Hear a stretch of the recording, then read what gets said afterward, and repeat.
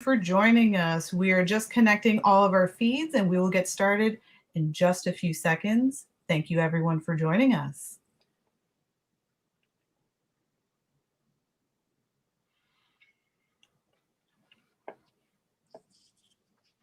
And we are all connected. So, good evening everyone and welcome.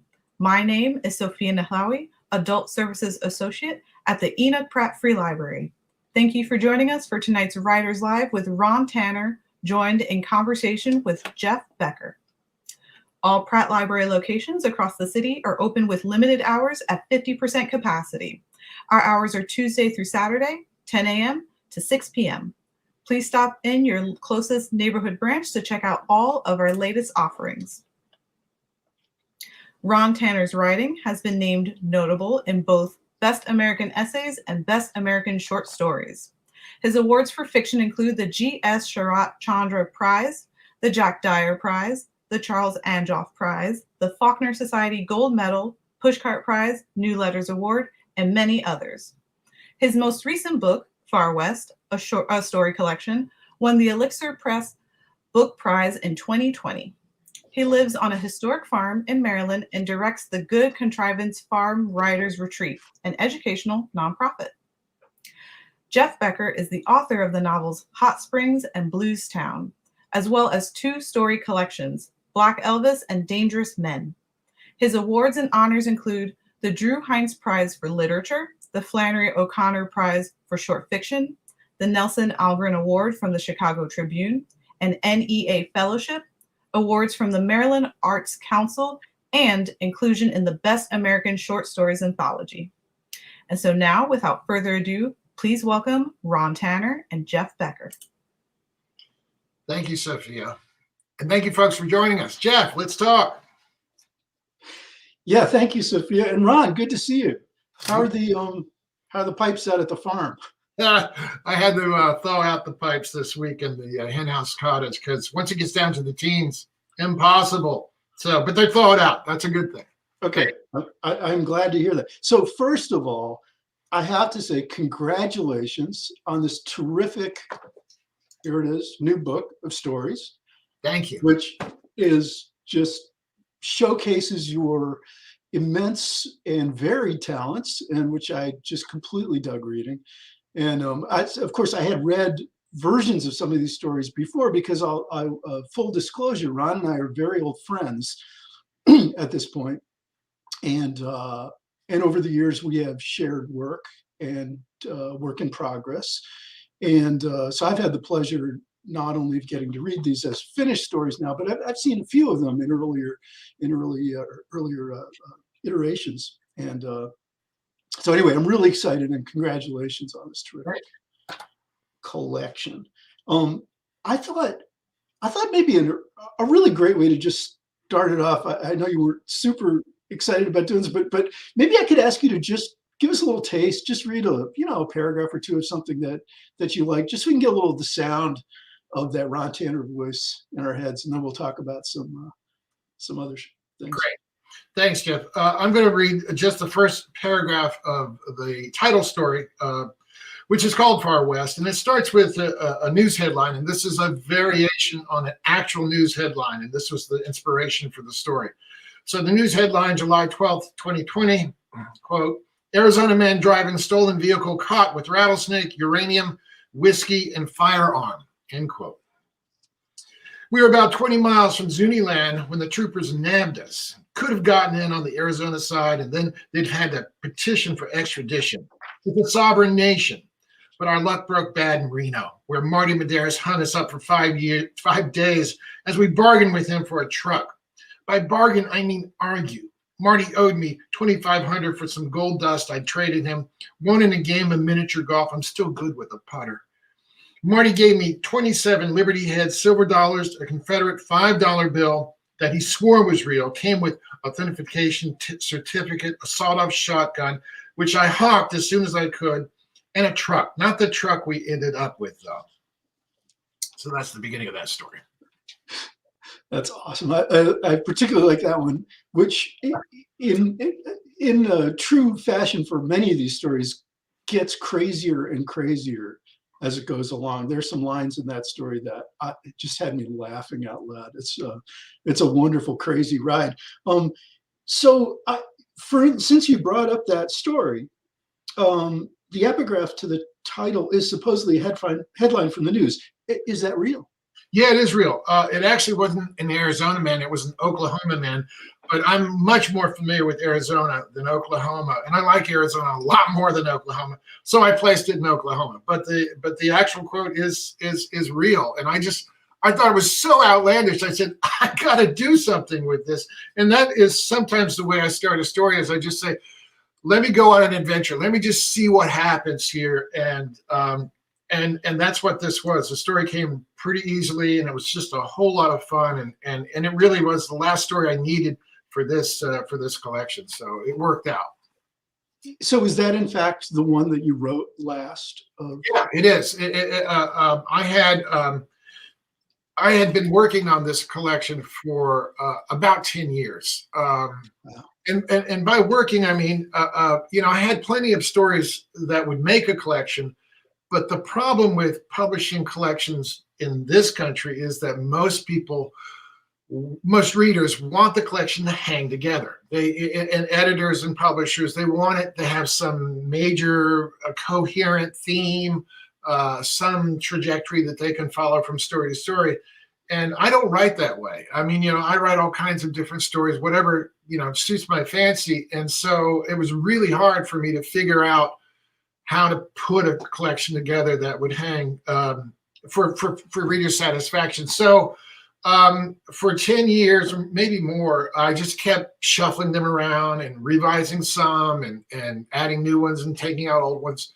And for those people who are writing collections or trying to do this, let me say this. After you reach a certain level of competence as a writer, you're competing in these contests with others who are just as competent as you and just as good as you. And really, when you win a contest, I hate to say it, but it's almost like a lottery. It's like, and what you have to realize is that you're facing a lot of rejection until you hit. And so the first thing I'd say is, don't think that the first collection that you have put together is the only permutation of that collection. It can change and change. And this one, it must have changed 10 or 12 times. I can't even remember.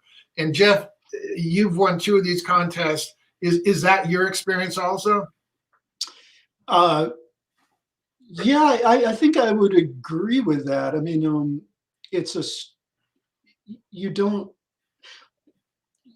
I'm thinking of students of mine who've thought that I wrote a book, like I sat down and wrote a book of stories. Mm-hmm. They said, well, when you wrote that book of stories, as if I just sat down and wrote, 12 stories or something. And of course, it's not like that at all. It's an accumulation of work over time, and you maybe put them together. And yes, so I'm sure I submitted to those, like the Drew Hines Prize. I'm sure I entered it a couple of times before I won it with different, iterations of that collection. So yeah, I think that's right. And you sometimes you learn. I think when you subtract a story, you add another story, and suddenly everything goes, oh, now I see what there is a way these all come together. Yeah, you can do it. It's doable. But as I'm saying, it takes time, and it can be a long time to figure out. Oh, yeah, I do have a lot of stories that take place in the West. Yeah, this could work. And so then I wrote that one story with that title, and I said, I like that title. That could be the title of the story collection.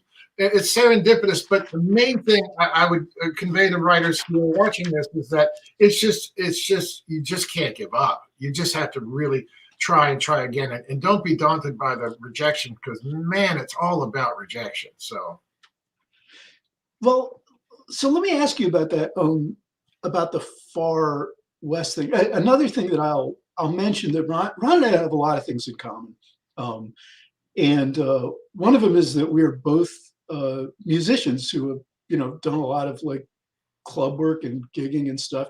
And Ron is I'll just tell you, a superb drummer. It's just really good drummer, and does multiple styles. You can play jazz, play rock, and but I know you did a lot of club work out west, right? I mean, and is your experience, this is another thing we have in common, which is we've both written stories about what it's like to play music, in in the kind of bars and dives and stuff. To talk about your experience of the West. I mean, how long have you spent out there, and Yeah. what's your relationship to it? Yeah, I was my brothers and I were born in California. My father was born in Portland, Oregon. His parents were itinerant farm workers, and they lived in tents and traveled around. And it wasn't until my father was in high school, again in the San Joaquin Valley of California, which is America's garden. That's where most of your produce comes from. When until he was in high school that he got a house. They bought a house. And he was able to work nights and weekends to make enough money to put a down payment on a small house. So I've got roots in California, but I lived there only the first 4 years of my life, then moved east with my family and grew up on the East Coast. I'm an East Coast guy. And I really can't see myself living anywhere but the East Coast. I know people who live in the West who say, or at least I know a guy, and he said when he comes east, he feels claustrophobic because there's so many trees and it's so green and he's not used to he misses the big sky. So after college, I moved to California. I lived in the San Joaquin Valley with my grandmother for a while, moved to the coast, lived with some friends for a while, then moved up to San Francisco, which everyone calls the city. I lived there for a year. And then moved across. I decided, I got to do something. So I had my mom send my drums out, and then I just started practicing and joined the circuit. And I was living in Berkeley at the time, which is where my father went to college. I love Berkeley. I love California, but it's really crowded. It's really expensive. And after 8 years, I just had to leave. I went to graduate school, but I just, it was too much for me. But so I have a lot of roots there, and I still have a lot of friends there. And then my mother moved to Arizona after she retired. So I had occasion to visit Arizona. I've done 2 national book tours, so I spent a lot of time in the West at that point. The West is very much in my blood. And I've got a lot of friends there, as I say. And in fact, I dedicate the book to John Coyman and Joe Anderson, good friends of mine who live in Tucson. And John Coyman is the musician that I met in San Francisco, actually Berkeley, and we had a band together. But his song is on my trailer. If you go to the Far West book trailer, he's the guy who performed that song. He's really, really talented, and he now has a band with Kevin Costner, and they're called Modern West. So really cool stuff. Anyway, the West is very much in my blood. I really love being there. And actually, we can show some pictures. Sophia or JP, can we get some pictures up here? Yes, here it is. This is my last trip. I was actually out there a couple years ago. This is Nevada. And I've had a lot of time. To answer your question, Geoff, when I was a musician, I spent a few years on the casino circuit in Nevada. And mostly in the north. So from Reno to Elko to Winnemucca to Jackpot. And actually, one of the stories in the book is called Jackpot. Actually, one of the first stories I wrote about the West. And I just love to be out there and looking at ruins like that. And this was one of my campsites. I was in a camper van at the time. It's beautiful. Yeah, it's inspirational. And so I'm hoping that that my let's put up the camper van. You got the camper van photo? Let's get rid of that. There it is. That's a camper van. I traveled around the country quite a few times, and this is Arizona. And I just found this ruin out there. I said, well, let me take a picture of my camper van out there in Arizona. So we can take that one down. Thank you. I spent a lot of time living in motels, on the road, seeing all kinds of strange and crazy stuff on the casino circuit. And that's why 2 of the stories in the book take place in Winnemucca. What a place. Really and the characters that I met were really memorable. So a lot of that's in the book. And also, just as a side note, I'm really interested in that backstory about. I watched David's trailer. By the way, our mutual friend David Grossbeck made a wonderful trailer for your book, right? That's David's work, and I loved the song. Yeah. And honestly, I didn't know that was your friend. I thought, oh, you just like hunted up, like a song, and wrote the guy and said, "Can I use your song?" It's cool that you know that guy. It's wonderful, terrific tune, and it fits, Yeah. fits the work really well. So that's cool. Thank you for that. Well, let me ask you. So I'm going to push us into another environment. Okay.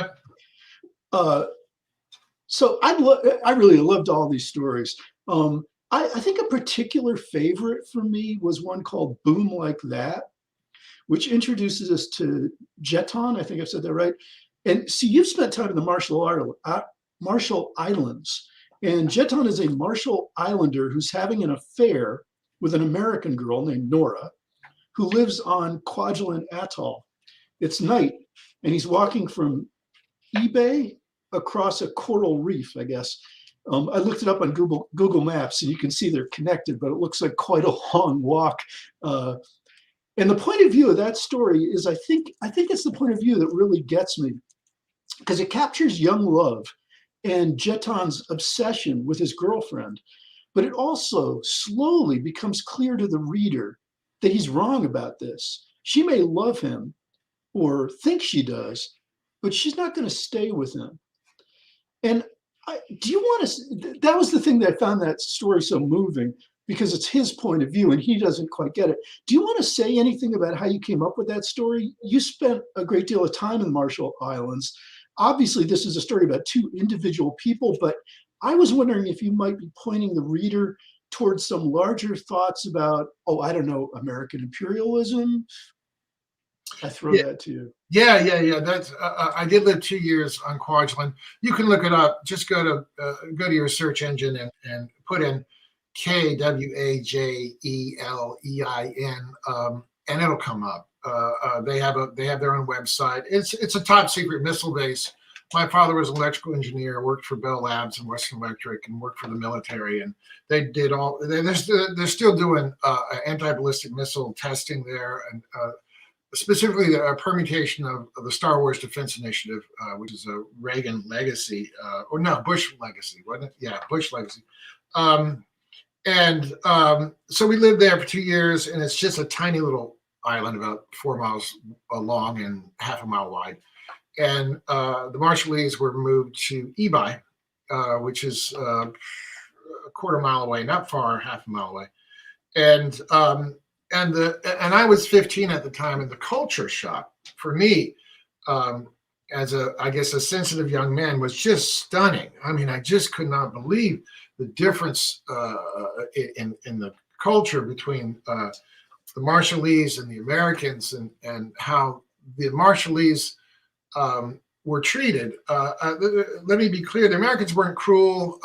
They weren't terrible stewards of the atoll, but inevitably the Marshallese were always shortchanged. Inevitably, they were really marginalized, and they worked on our island as bad boys and janitors and whatnot. So they never really had much of a say or much of a position in the American social mix. So I saw so many of these, and I would visit Ebi on occasion. You're allowed to do that, and I came to know some Marshallese, and this just seemed like it just captured exactly what I was seeing, and the tragedy of desire, really, because Americans bring with them truckloads, plane loads of goods, and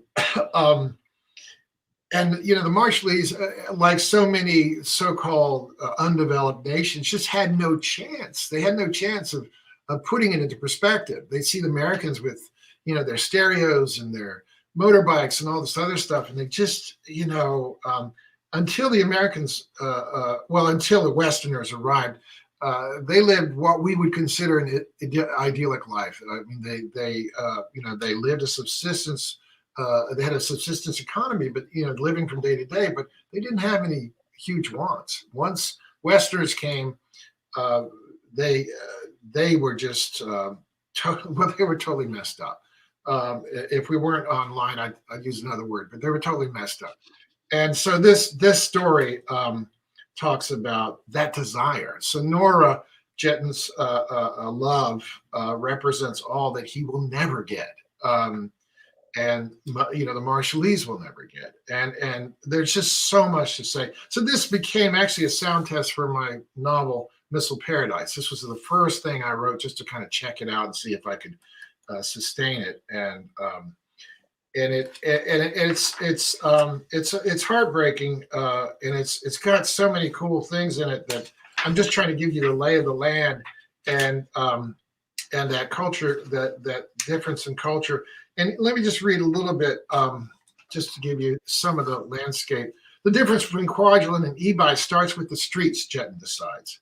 Here on Kwajalein, they are wide and paved and bright with electric light. The houses are neat. They all look alike. The yards are clear. Motorbikes, scrap wood, trash, and chickens, and everything everywhere is green. Jetton prefers Ebi or Majuro, the haphazard houses and the sandy streets that curl and twist like vines, the animals that run freely, and the children playing everywhere you turn, and the cooking smells, and the women singing, and the laundry flagging from the lines over the dirt yards. All of this feels good. The Americans' place seems empty and haunted like Japanese ruins on Jalowit.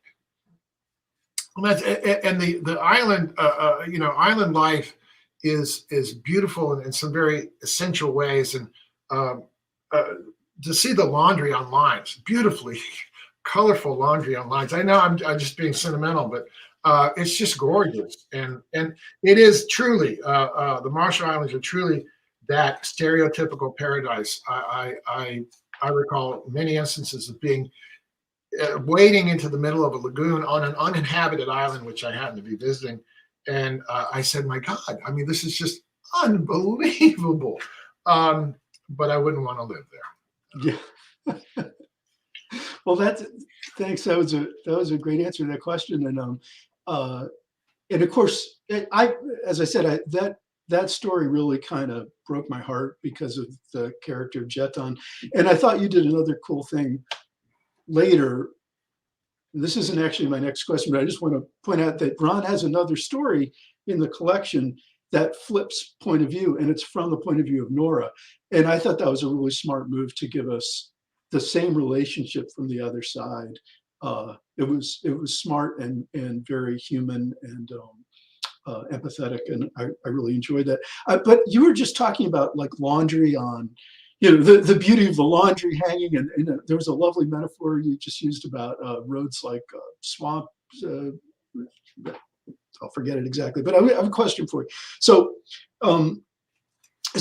Flannery O'Connor says, and she's using Madame Bovary as an example, quote, "It's always necessary to remember that the fiction writer is much less immediately concerned with grand ideas and bristling emotions than he is with putting list slippers on clerks." And I thought you talk about imagery for a second. In that story, that Boom Like That, you write, here's a quote from you: "The patio door opens, a paw of yellow light leaps into the yard, and Nora, unmistakable silhouette, walks toward him." And I love that, a paw, a paw of yellow light. And that, of course, is figurative language. But in general, throughout your collection, I was caught by your eye for detail. The sun cups over Mars's eyes in Jackpot, for example, or the lunchtime aromas of Buen Eno fried leeks and sausage in Diversity. And I wondered, how much do you think about that as you are working? Does it come naturally the first time around, or do you find yourself going back and adding some of this sensory detail later on, layering it in on your second revision? How does that work for you? Yeah, I wish I could say it all came naturally. I wish I could say I was just so gifted, everything just flies out of my head. But you're right.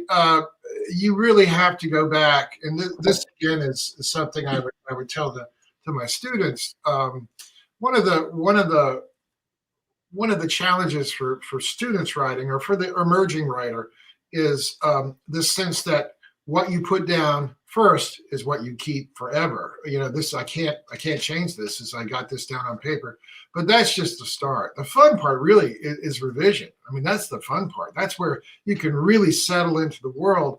And so for those who are just starting to write stories, I encourage you folks to think more about going back and just having fun, settling yourself in that world. And that's why the Paw of Light or the Cups or something. What I do is sometimes I'll just rough out the scene or the action, and I'll get the main stuff going, even some of the dialogue, and then I'll go back and say, okay, let me just settle into this and see what I see.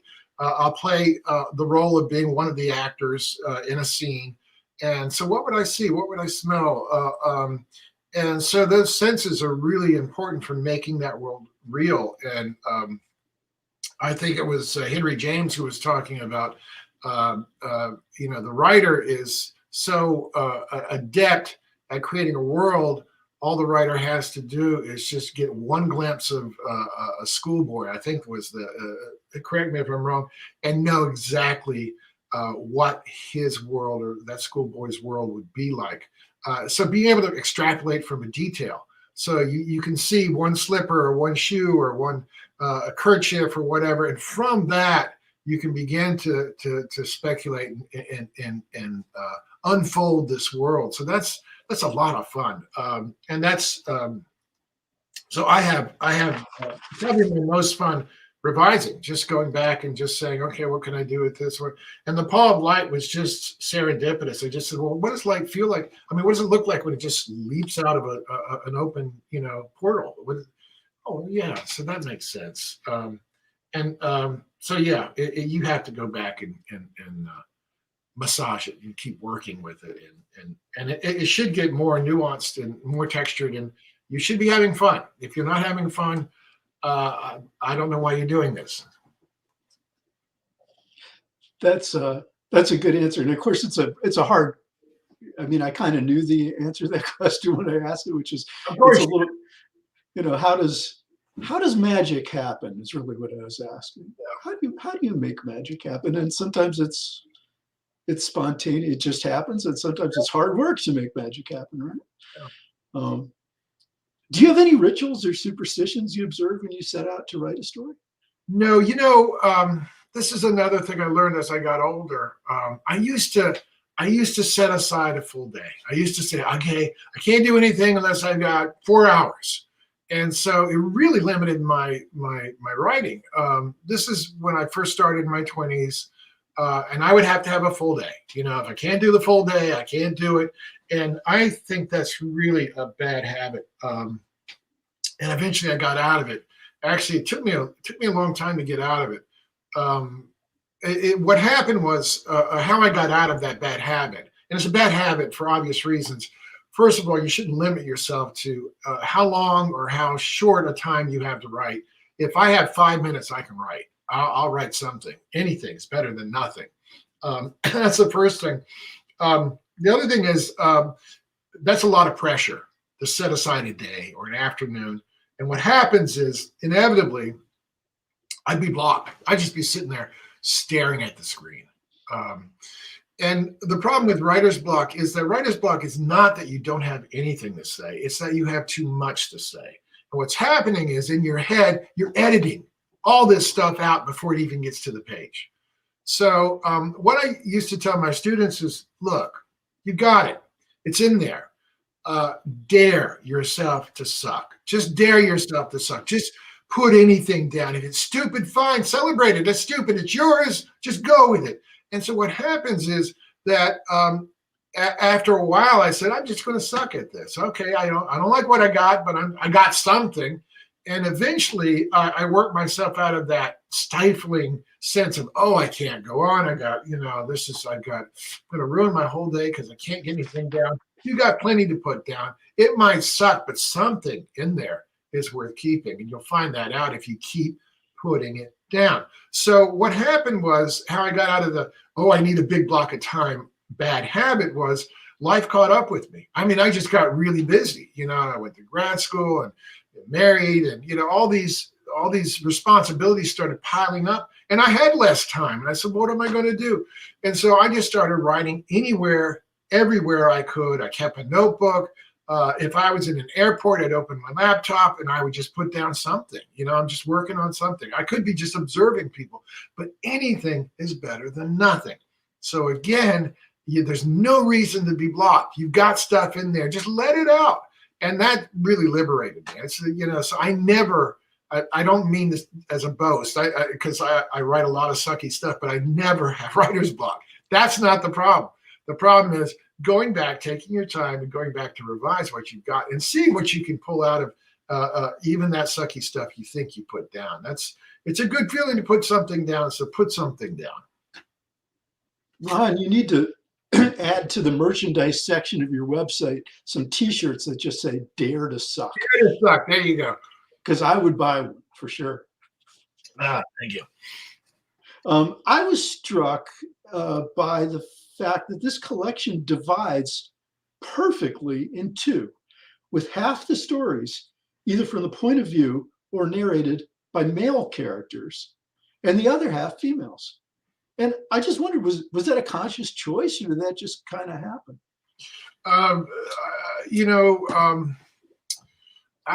I found it really hard years ago to write from the female point of view because I thought I wasn't allowed. And I think this is increasingly a problem now. What am I allowed to do as a writer? For instance, if I was going to write a female point of view, and actually I'm writing a novel now from a female point of view, there are some things I shouldn't approach. Menopause, maybe. I don't know. There's certain things probably I shouldn't approach. I'm not sure. I have to be there and see. But these days, in acting and the arts, people are saying increasingly, "Oh, stay in your lane." And I have very mixed feelings about that. I don't want to stay in my lane. I want to be able to write from the point of view of Jitten, a Marshallese teenager. I want to be able to write in the point of view of a teenage a young woman or a young woman. That's really an abiding concern. So years ago, the first successful story I wrote from a female point of view, a young woman, was High Heat for Cotton, and it's in my first collection. And I really enjoyed it. And I thought, well, this is not so different from being a male point of view. I mean, there's just certain things, certain boundaries to observe. So increasingly now, I depending on the nature of the story, I don't have any qualms about writing from a female point of view or a male point of view. And so, yes, for this story, I'm very conscious about splitting the time. I don't want all male voice. I want female and male to be mixed. And I'm still working with other boundaries. I've recently written a story from an African American point of view, and I'm worried about it because I'm just thinking, well, I don't know that experience, but I can empathize, and I can, and if I observe certain boundaries, I think I can do it. But also from a gay point of view, this is touchy stuff. But I don't think we should be afraid of it. I think we should go ahead and try. Geoff, what's your experience with that? Oh, I agree with you. I mean, you have to try, and then you have to be smart enough to know whether you're, not being human. I mean, we're all humans. So right. I think if we start telling each other as writers that we can only write about ourselves, then I think we just have to write memoir, right? I mean, all the greatest writers have, the world is full of lots and lots of interesting different people. And our job is to be empathetic, to reach outside of ourselves, to find the points of, I think, the points where we all share things. Everybody feels pain. Everybody falls in love. Everybody has financial problems. I mean, there are a lot of points where we all interact. So I didn't even mean to steer it in that direction. It wasn't. I just was struck by how perfectly balanced the collection was, and in fact also neatly balanced in another way. It has another kind of unity, which is that the well, let's say I try to two stories that have sequels. The Jeton story is picked up and flipped into Nora's point of view in the penultimate story, and the final story, Wheels, picks up with the character we met in Winnemucca, which I think is the first story, right? Right. Yeah. So it begins and ends with Rainey, the drummer. Right. And so there's just this nice unity. I mean, it was really quite a pleasant feeling to finish the story, finish the collection and go, wow, that really hung together nice. It wasn't a novel, but it ended with where it started, but not exactly, because we're continuing down the road. So I was just asking to what extent that was sort of calculated, or if it just kind of happened, but I think you answered that. Well, it is calculating. And again, this is part of the challenge of putting together a story collection is how can you make it hang together so that people feel a gratifying sense of closure or so, for instance, in my first collection, I had a story about Bell's palsy that started the collection, and I ended with a story that had Bell's palsy. So I found that readers really like that return. They really like to kind of loop back. And so that's just one of the tricks of putting a collection together. Is if you can loop it somehow from beginning to end, go ahead and do that. So here's a question for you. It's two-parter. What's the quickest it's ever taken you to write a short story, and what's the longest? The longest is probably 20 years. I'm still working on it. I can relate. The shortest is probably about 2 hours. Sometimes it just comes. It's Wow. like, boom. And I've written some really cool stories in a very short time. And then other stories are so problematic, I just keep going back to them. So can I work this out? And you actually read a draft of that 20-year story. It's probably more like 15, but I just can't let it go because I kind of like the character, but the story's just not quite working, and it may never work. But as I keep saying, don't give up. You don't know what'll happen. Keep trying that. So, I see that we already have one question somebody submitted, so I'm gonna toss it out there because I think it's a great question.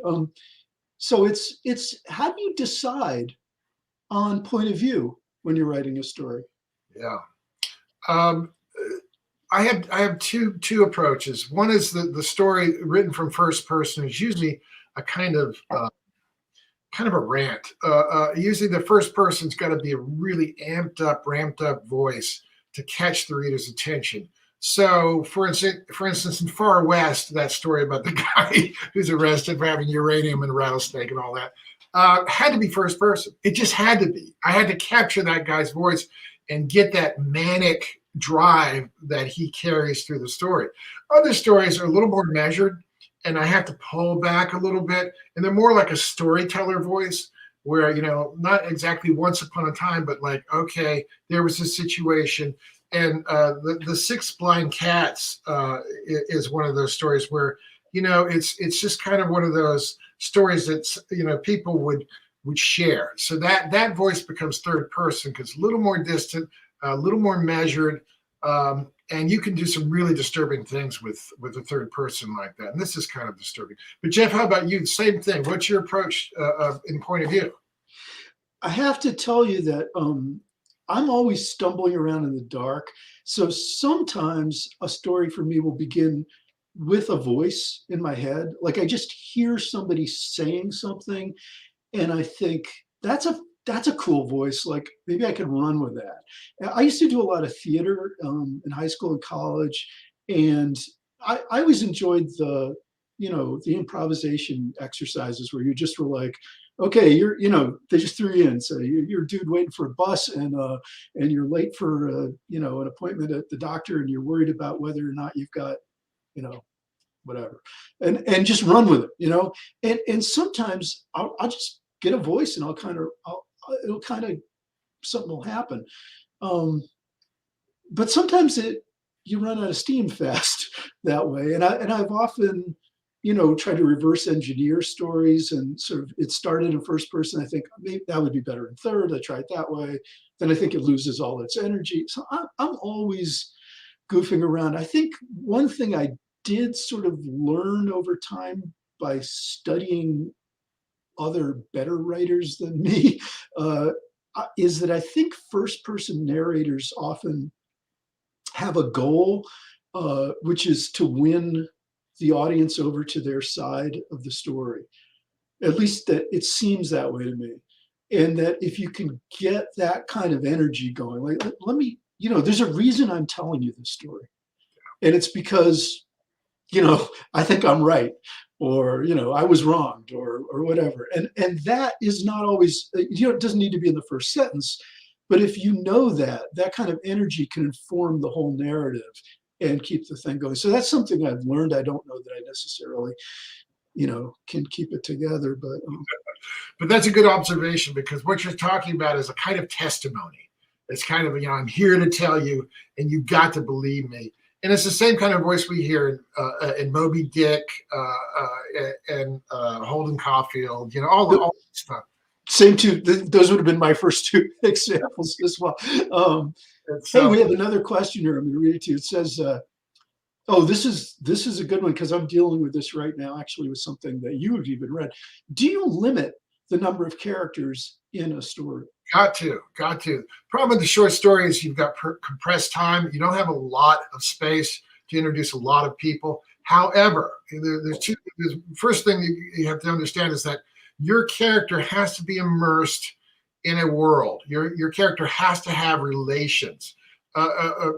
Emerging writers, one of the primary challenges when they're trying a short story is that what they do is they just take one character and isolate that character and then make something happen to that character. And it's kind of like watching a bug in a jar. The writer's just shaking the jar and seeing what the bug does. That's a problem. What you want is to activate your character. And by activating, I mean that character, first of all, has a trajectory, a goal. But secondly, that character has a life. That character has relations, has mother and father, maybe siblings, friends, coworkers, acquaintances, pets. All of that has to be considered when you're putting your character into motion. So one way to get around that is you can conflate characters. You might be thinking, I got 3 friends. Just make it one friend who's important. Maybe you don't want to get into a family reunion, or if you have a family reunion, maybe it's just one wild uncle instead of 3 uncles. It's that kind of thing. You can pare it down, but again, it's really important to immerse your character in a milieu, in a group, in an ensemble. There are people that, in fact, if you look at any sitcom like Seinfeld, famous Seinfeld, there's always an ensemble. There's always people to bounce off of, and there are different kinds of people. And I'm sorry to mention TV as opposed to a novel, but I mean, that's a really readily available example. Yeah, no, I think that's great. And I think you're right. You have to remember that it's a short. I'm actually reminded a short story I often teach and really hold dear is ZZ Packer's Brownies, which is a lot of people have read it at this point. It's a fantastic story, but the more I've read it, I often think, it's hard to keep track of all the characters in there. There are a lot of characters, and sometimes I think maybe it has too many characters in it, because I get a little lost. I always go back and who said that? Who's that? And it may be a question about just the short story itself. How much, it's not a novel. You could maybe some of these characters would be in chapter 2 or 3. But Ron, somebody else has asked. This is a great one. Are you working on any stories that take place on your farm? I do have one story that was inspired by farm life, and that's Samuel's Secret in this collection.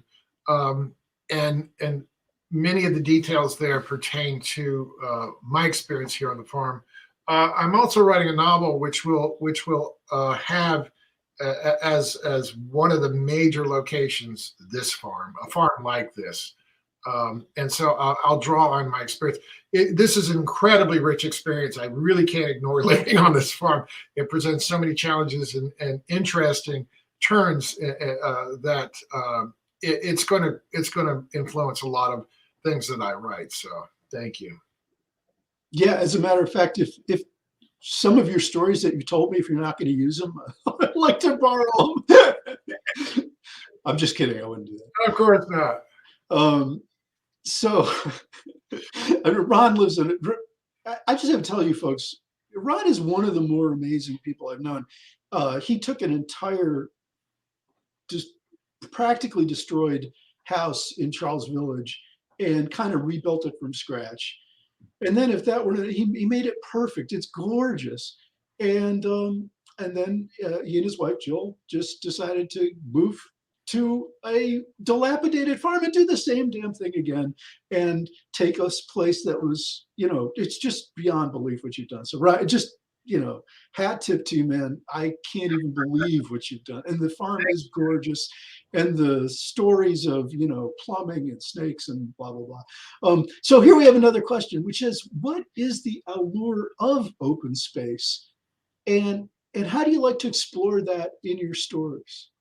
Well, the allure of open space is it's a form of liberation. It's like this is why people are drawn to the ocean. They're drawn to that endless horizon. They're drawn to that dome of sky that yawns over them.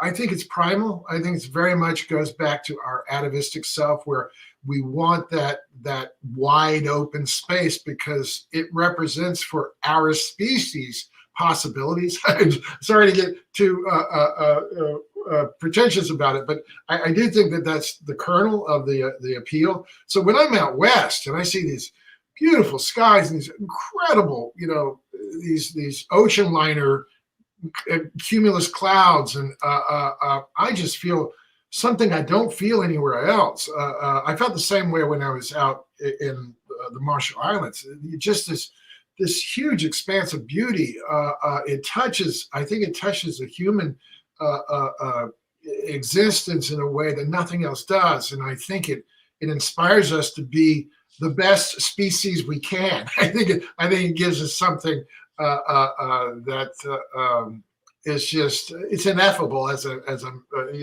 undescribable, but also it infuses us with hope and dreaming. And so I think that's a part of what happens in when I'm writing about it in some of these stories, but also in my book Missile Paradise. Very much that's what comes into play. So, there's a question here which I'm going to ask in just a second, but I'm just thinking about your relationship to your own life and making fiction. For instance, you lived in the Marshall Islands when you were a teenager, basically, right?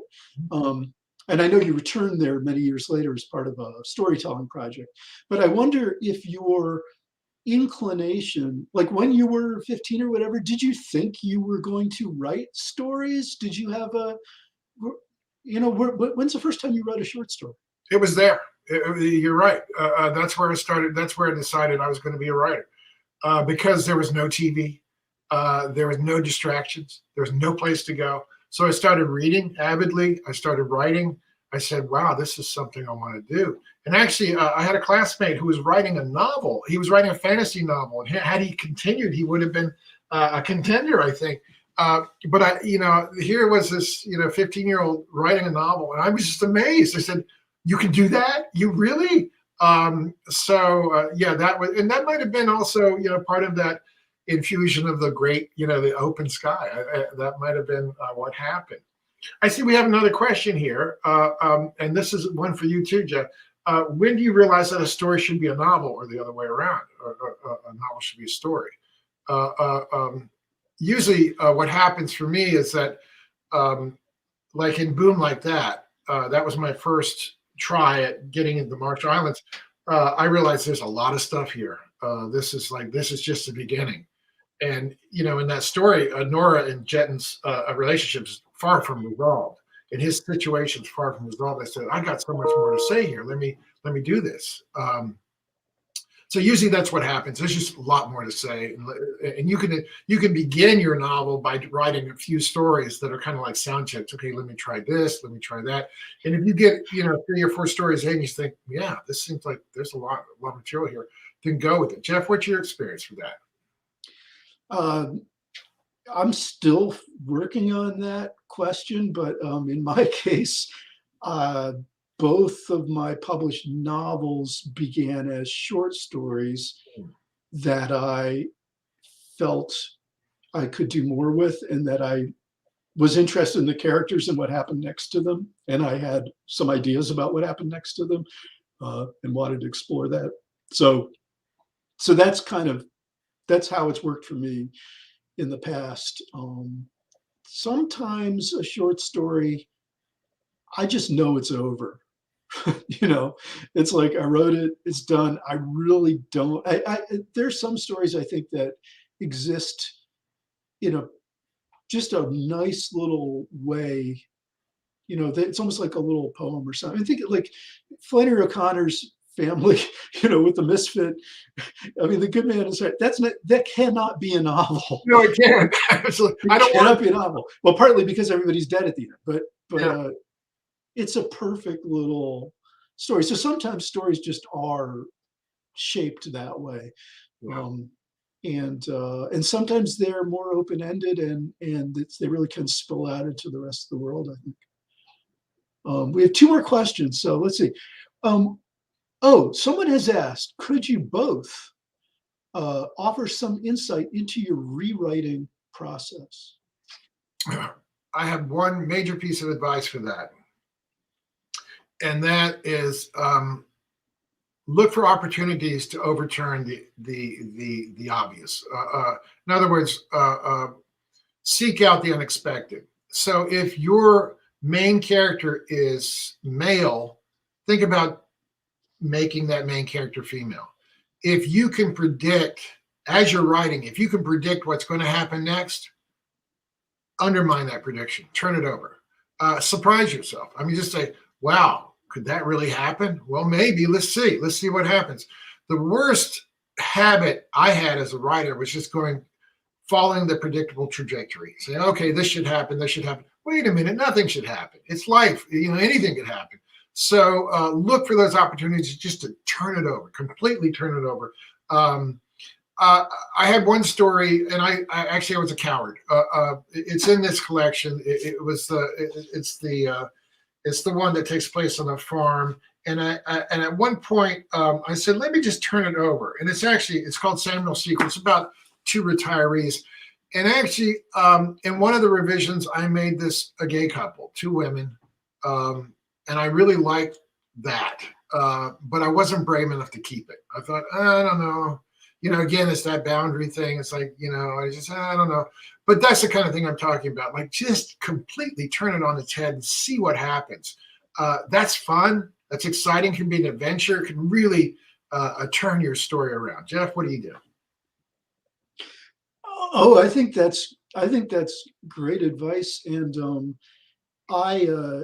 so in a very practical level, I mean, really just like a nuts and bolts thing, one thing I've learned about my own writing is that I don't think I have ever written a story that started where it starts. Yeah. So one of the first things I do when I finish writing a draft is I start reading it with a pencil in my hand going, okay, where does it really start? And it's usually, somewhere halfway down page 1, middle of page 2. I look and I find, oh, there's the line. Because I think that, especially with stories, they need to hit well. You need a great opening, which, by the way, Ron, your stories all have killer openings. They just engage the reader. And I was really in admiration of that as I was reading it. And I'm sure that that's the result of some rewriting. I doubt they all began that way to begin with. But that's something I look for. And then something else I learned, actually, it was Madison Bell long ago helped me with a story of mine that I had sent him to look at, and he said he really liked it. And he said, but I like all of it except for the last paragraph. And he said, that last paragraph is Geoff Becker telling us what the story was about. And I went back and I was like, oh, he's right. And I just crossed the last paragraph off. much better story. And so sometimes you need to, was it Faulkner said, kill your darlings? I mean, just because you love that paragraph you sweated over where you explained everything at the end, maybe the reader is smarter than you think they are, and they'll get it anyway. They probably will. Readers are smarter than writers. We have one last question is here. It says, can you both tell us anything about any new projects or novels you are working on? Any sneak peeks you can give us? Ron, I think you've already been talking about that. So. Yeah, I am writing a novel about a teacher, a college professor who is teaching a special, incredibly popular seminar, which becomes the germ of a domestic terrorist rationale. Some student runs with it and does really crazy things with it. And I'm not sure what all is going to happen here, but it will feature a farm and it will feature whales. It's big on whales. That's all I'm going to say about that. And also I'm writing a memoir about this farm.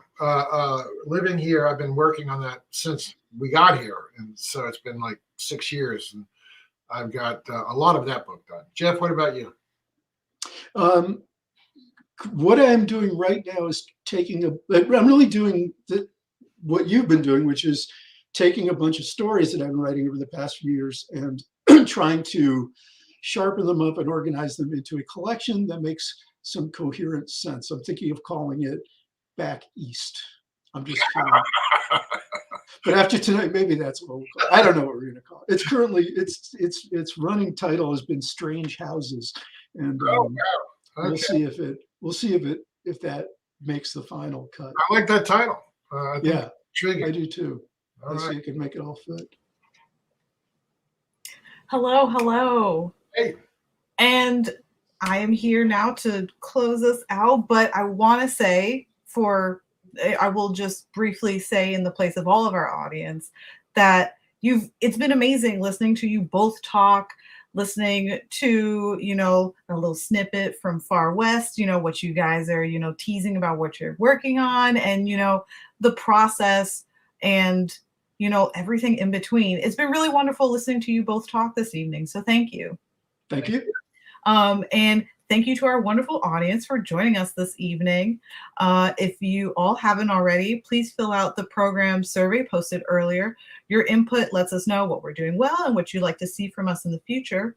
And if you haven't already, please purchase your copy of Ron Tanner's Far West from our partners at the Ivy Bookshop. The link has been posted in the comments. Please don't dilly-dally. Get it while it's still hot. And with that, I'm going to sign us off for the night. So stay safe, take care, and good night. Thank you.